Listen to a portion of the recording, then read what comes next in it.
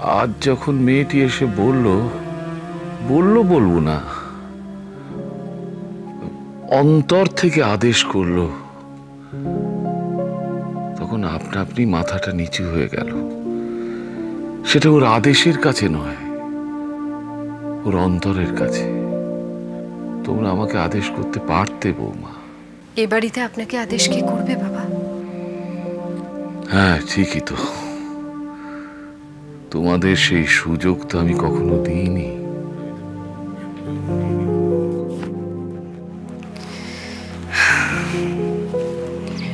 আমি হিন্দু ঘরের মেয়ে, ব্রাহ্ম ধর্মের নিয়ম কানুন তো কিছুই জানতাম না। ভাবতাম সত্যিই হয়তো করতে নেই, মন খারাপ করে বসে থাকতাম। মীরা দেবীকে জানো? কোন মীরা দেবী? রবীন্দ্রনাথের ছোট মেয়ে। তার যখন বিয়ে হয়, জামাতার নাম ছিল নগেন্দ্রনাথ গঙ্গোপাধ্যায়। তারা আবার গোড়া ব্রাহ্ম। তো গুরুদেব তো কোনো কিছুই কঠোরভাবে, নিরসভাবে মানতেন না। তিনি মীরার বিয়েতে শাঁখা সিঁদুর দিয়ে সাজিয়েছিলেন, কিন্তু তাই নিয়ে পাত্রপক্ষে বিস্তর ঝামেলা করল। না, ব্রাহ্ম ধর্মে সিঁদুরের কোনো স্থান নেই। তো রবীন্দ্রনাথ তো সেভাবে কিছু প্রতিবাদ করলেন না, শুধু বললেন থাক না শাঁখা সিঁদুরটা, ওটা তো কল্যাণের চিহ্ন। কি চমৎকার কথা না? বিয়ের পর তো সব মেয়েরই শাঁখা সিঁদুর একটা গয়না হয়। আমারও মনে হয়েছিল আমাকে পরলে কেমন দেখাবে। তারপরে জানলাম যে ব্রাহ্ম বাড়িতে শাঁখা সিঁদুরের কোনো চল নেই। মনটা খারাপ হয়ে গিয়েছিল। ইস, আমায় এসে বললে না একবার যে তোমার সিঁদুর পরতে ইচ্ছে করে? তখন তো আর আপনাকে এত কাছ থেকে চিনি না। 2 বছর পরে যখন চিনলাম, তখন সিঁদুর পড়া না পড়া।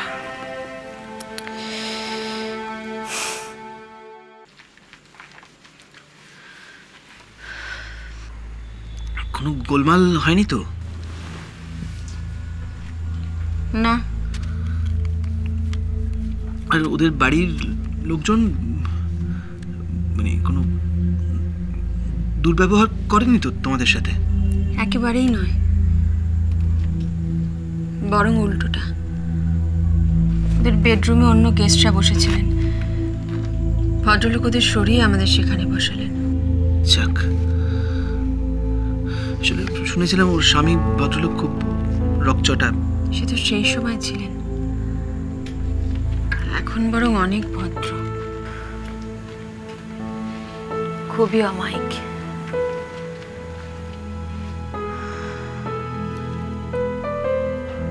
কি করলে তোমরা ওখানে? কিছুক্ষণ বসলাম, তারপর কি?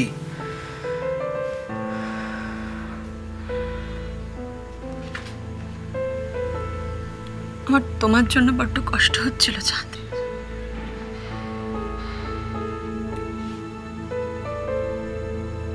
ওকে সাজিয়ে গুছিয়ে শুইয়ে রেখেছিল, গোটা কপাল জুড়ে চন্দন পরিয়েছেন।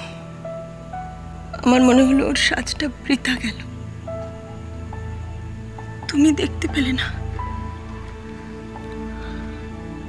আমি ওকে 2 চোখ ভরে দেখেছি চাঁদ, তোমার হয়ে। ভালো করিনি? কেন যে এরকম করতে গেল? তুমি বোঝোনি কখনো?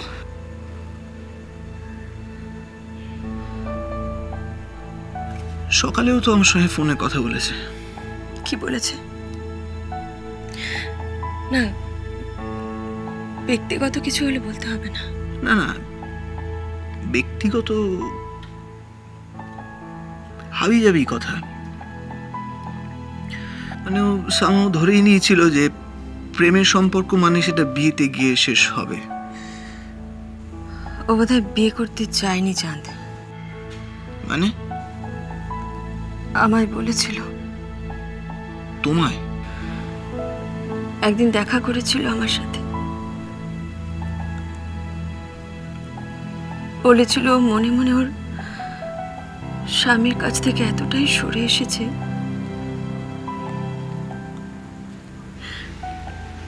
এখন যদি তুমি ওকে গ্রহণ না করো ওর কোনো উপায় নেই। গ্রহণ মানে কি করে? সেই তো বিয়ের কথাই উঠছে না।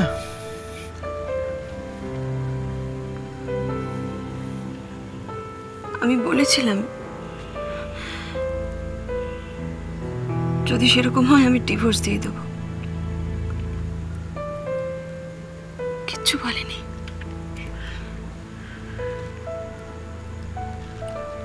এত কথা হয়েছে তোমাদের মধ্যে, আমাকে বলনি তো?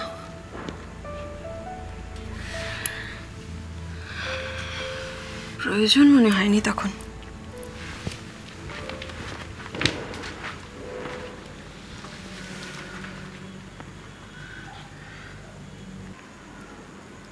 তুমি ডিভোর্স দিয়ে দিতে আমাকে?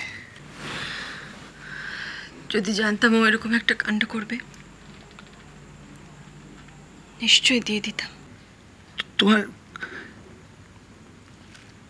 তোমার একটু কষ্ট হতো না? আমি তোমার জন্য প্রাণ দিতে পারি না চাঁদ, ও পারে, পেরে দেখিয়ে দিয়েছে।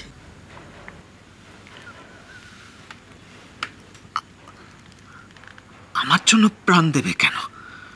যাবার আগে একটা চিঠি লিখে গেছে তোমায়, একটু বেশি আবেগ, কিন্তু আবেগটা সত্যি, তার মধ্যে কোনো ফাঁকি নেই। কি লিখেছে? আমাকে অভিযোগ করে? ঠিক অভিযোগ নয়, অভিমান। আসলে কি জানো, ও ঠিক রবীন্দ্রনাথের নায়িকাটা বোঝেনি। তুমি হয়তো ওকে অনেকটাই বুঝিয়েছো, কিন্তু ও কিছুটা বুঝেছে, পুরোটা বোঝেনি। মনে মনে শরৎবাবুর নায়িকাই থেকে গেছে। শরৎবাবুর নায়িকারা যেরকম পাগলের মতন ভালোবাসতে পারত, ওভাবে ভালো না বাসলে নিজেকে মেরে ফেলা যায় না। কিন্তু বিশু পাগলকে সংসারী হতে বলা যায় না, ও এটাও জানতো না। মানে? দেখি যদি চিঠিটা মনে পড়ে তোমাকে লিখে শোনাবো। থাক থাক রূপা, আমি জানি তোমার স্মৃতি নির্ভুল।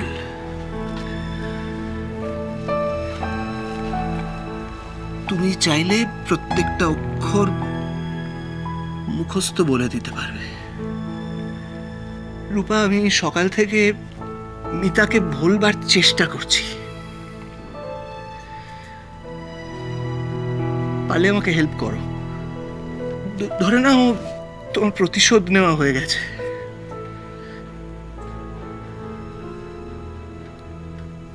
জিতে গেছো তুমি।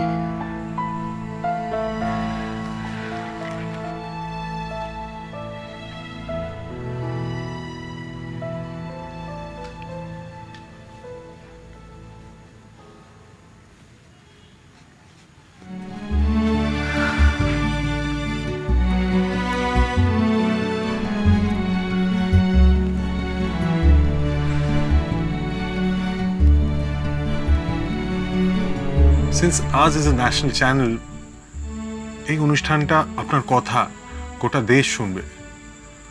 So in that case, I will not have to face those embarrassing questions anymore, whether Tagore is really that great or he's just a myth.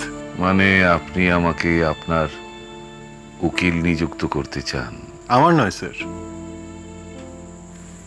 এই ভদ্রলোকের। গানের পারে